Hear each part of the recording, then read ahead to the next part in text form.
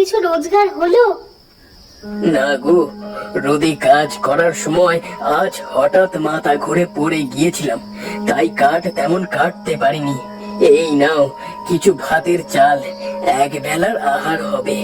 কাল আবার মেয়ে দুটোর কান্না শুনতে হবে, ওদের জন্য মাছ আর কিনতে পারলাম না। এভাবে তো আর চলে না। সৃষ্টিকর্তা কি আমাদের দিকে একটু মুখ তুলে চাইবেন না? তা সৃষ্টিকর্তাই ভালো জানেন।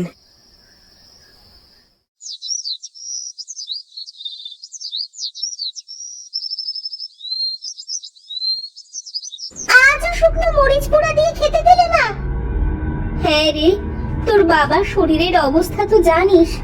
অসুস্থ শরীরে খুব বেশি কাঠ কাটতে পারে না মানুষটা।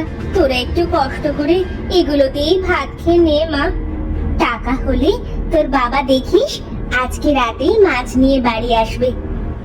হ্যাঁ মা, আজ একটু কষ্ট করে খেয়ে নাও। আজ আমি কাঠ কেটে একটা বড় মাছ নিয়ে আসবো তোমাদের জন্য। প্রতিদিনই তোমরা আমাকে এক গল্প শোনাও।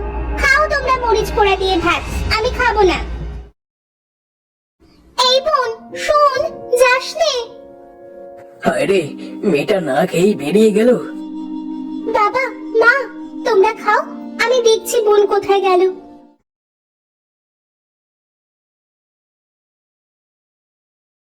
হায় খোদা, এই ছিল আমাদের অদৃষ্টের লিখন। খাবারের সাথে রাগ করতে নেই বোন, বাড়ি চল। আমি পারছি না আপা, রোজ মরিচ কচলে ভাত খেতে খেতে আমার ভেতরটা একেবারে জ্বলে গেছে। জানিস, খাবারের কারণে আজকাল আমার শরীরেও অনেক সমস্যা দেখা দিচ্ছে। এভাবে আমি আর খেতে পারছি না আপা। ওরে বোন, ওই দেখ কি সুন্দর খরগোশ। এ তো বুনো খরগোশ রে আপা, কি সুন্দর দেখতে।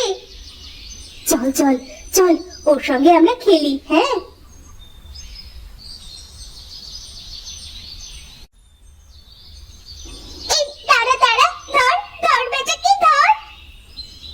আরে বেচারা খুব ভয় পেয়েছে, তাই আমার লাফিয়ে লাফিয়ে পালিয়ে গেল।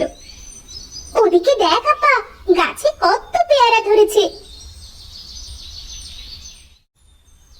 তাই তো, চল আমরা পেয়ারা খেয়ে খিদে কমাই। ঠিক আছে আপা।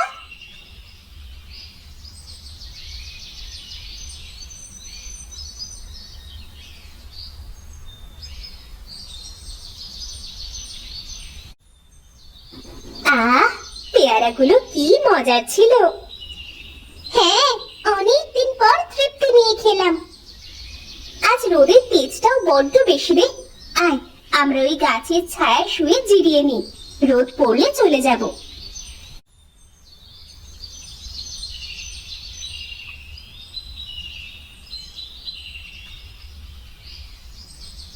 এই আপা, আপা উঠ উঠ, বাড়ি যেতে হবে তো। কি সন্ধে যে ঘনিয়ে এলো, আমাকে ডাকিস না কেন? ও মা গো, ও বাবা গো, আপা ওইদিকে চেয়ে দেখ, একটা নেউল সাপকে কিভাবে মারছে। এমন চলতে থাকলে তো সাপটা মারা যাবে রে বোন। তাহলে এখন উপায়? চল আমরা সাপটাকে বাঁচাই। ওখান থেকে একটা লাঠি নিয়ে হাতে, আর আঘাত কর বজ্জাত নেউলটাকে। দাঁড়া হতচ্ছাড়া নেউল, আজকে তোর হচ্ছে।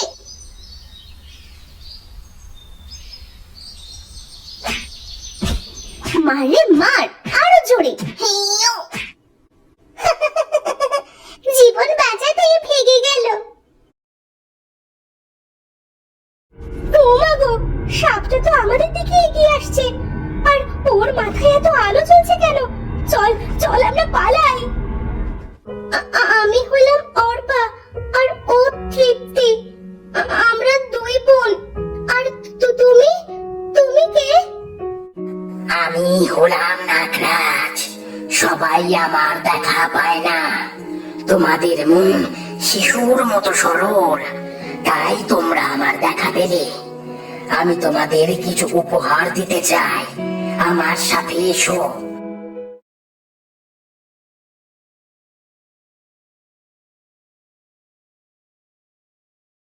ভয় পেও না, এখানের গোল পাতাগুলো সরালেই পাবে অজস্র সোনার মোহর। তোমাদের যতটা প্রয়োজন নিতে পারো। ওমা, এখানে তো অনেক মোহর আছে রে আপা। আমি এখান থেকে একটা মোহর নিয়ে যাচ্ছি নাগরাজ। আমার ছোট বোনটার মাছ খাওয়ার খুব ইচ্ছে। এই মোহর বিক্রি করে আমিও সেই ইচ্ছে পূরণ করব। হ্যাঁ নাগরাজ, তাছাড়া আমরা আর মোহর চাই না। তোমরা দুই বোন সত্যি খুব ভালো। আমি তোমাদের সততায় ভীষণ খুশি হলাম। এখন থেকে রোজ একটা করে মোহর তোমরা এখানে এসে নিয়ে যাবে। তবে খবরদার, আমার কথা ভুলেও কাউকে বলতে যাবে না। বিদায়।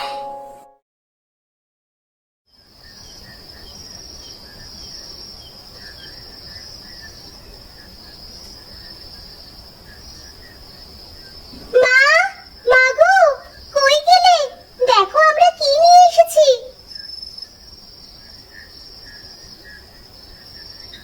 ও মা, এতগুলো মাছ কে দিল এসব তোদের? কে দেবে আবার? সকাল থেকে বাড়ি নেই, নিশ্চয়ই দুটিতে মিলে দূরের শীতলক্ষা নদীতে মাছ ধরতে গিয়েছিল। মারে, আর কখনো এমন করিস না। আমরা কত চিন্তায় ছিলাম জানিস। হয়েছে, এবার মাছগুলো নিয়ে কেটে রান্না করো। মেয়ে দুটো আমার সারাটা দিন না খেয়ে আছে। অর্পা মা, যা তৃপ্তিকে নিয়ে হাত মুখ ধুয়ে ঘরে যা। আমি মাছগুলো কেটে ভাজি করে আনছি। আজ তোরা মাছ ভাজি দিয়ে ভাত খাবি। ঠিক আছে মা। তৃপ্তি, কলপারে আয়।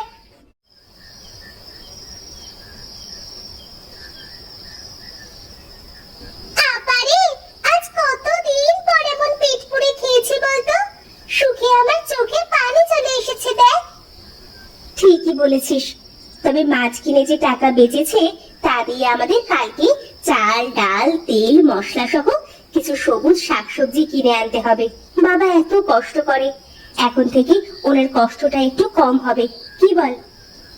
হ্যাঁ রে আপা, তার বলতে। সোহেল ভাই, রুবেলের বাড়ি থেকে আজ ভাজা মাছের গন্ধ আসছে। ব্যাপারখানে কি? চুরি করতে করতে তোর মাথাটা একেবারে বিগড়ে গেছে রুবেল, তাই এমন উদ্ভট কথা বলছিস। কোন আনতে পান্তা ফুরায় লোকের বাড়িতে আবার মাছ ভাজা খাবে? হয়েছে তাহলে? কি জানি, মনের ভুলও হতে পারে। চলো পা চালাও, আজ কাজলের বাড়ির দুধের গাড়িটা চুরি করতে হবে।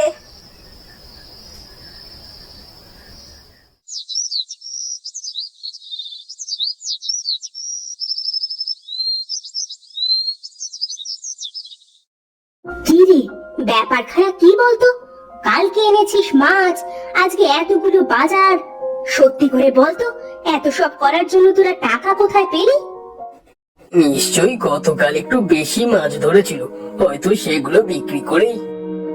তোরা আবার চুরি টুরি করছিস না তো কোথাও? খোদার কসম, চুরি করিনি মা। এগুলো আমাদেরই অর্জন। আচ্ছা, ঘরে যা, গরম ভাত রান্না করেছি। মাছ গরম করে খেতে দিচ্ছি তোদের। তুমিও হাত মুখ ধুয়ে খেতে আসো, অর্পার বাপ।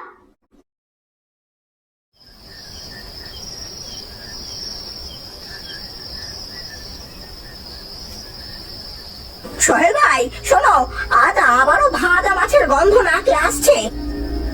সে তো আমার নাকেও আসছে, কিন্তু দিনমজুরের বাড়িতে পরপর 2 দিন মাছ ভাজি খাচ্ছে, বিষয়টা তো সুবিধের মনে হচ্ছে না। চলো তো দেখি, জানালা দিয়ে কিছু দেখা যায় কিনা।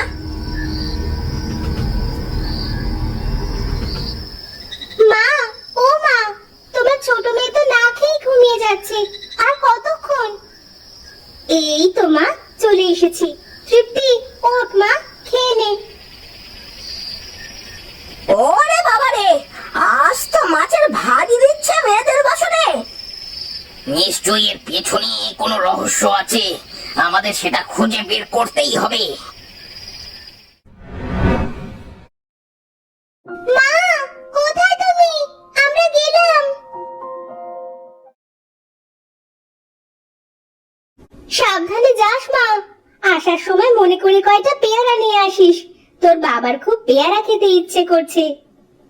ঠিক আছে মা।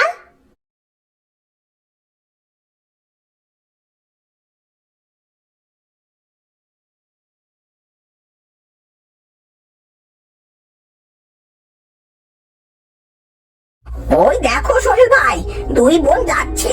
আজ দেখেই ছাড়বো ওরা কোন নদী থেকে এত মাছ ধরে। পিছু পিছু চল।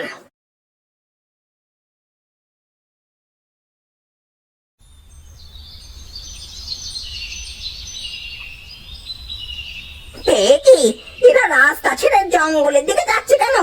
কোথায় যাচ্ছে ওরা? আওয়াজ নিচু কর, কোথায় যাচ্ছে সেটা তো গেলেই বুঝতে পারবো। নাগরাজ, আপনি কেমন আছেন? আমি ভালো আছি। তোমরা প্রতিদিন একটা করে মোহর না নিয়ে একসাথে অনেকগুলো মোহর তো নিতে পারো। না নাগরাজ, তা হয় না। আমাদের যতটুকু প্রয়োজন ঠিক ততটুকুই খরচ করা উচিত। তাছাড়া বেশি পেলে যদি আরো বেশি পাওয়ার লোভ জন্মায় মনে, তাই। আর তাছাড়া মোহর থেকে প্রাপ্য সব টাকা আমরা খরচ করে ফেলি না তো, একটু একটু সঞ্চয়ও করি ভবিষ্যতের জন্য। এই নিলাম আজকের মোহর। আমরা এখন আসি নাগরাজ। এসো।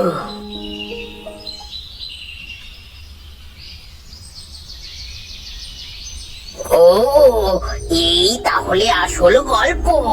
ওরে রুবেল, আমাদের তো গুপ্তধন হাত ছানি দিয়ে ডাকছে। এখন শুরু হবে মহা ধামাকা। চুরি করবে? পাহারাদার যে একটা সাপ। আরে রাখ তোর সাপের গল্প, মেয়ে দুটো চলে গেছে, এক্ষুনি চল। সোহেল ভাই, যদি কামড় দিতে আসে?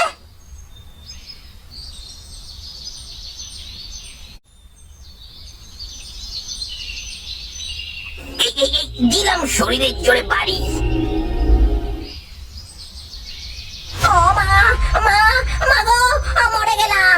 এ কি বিষের জ্বালা গো, বাঁচাও, বাঁচাও। আপা, রুবেল চাচার গলা না? হ্যাঁ, কিন্তু আওয়াজটা তো গুপ্তধনের কাছ থেকে আসছে। চল তো দেখি কি হলো।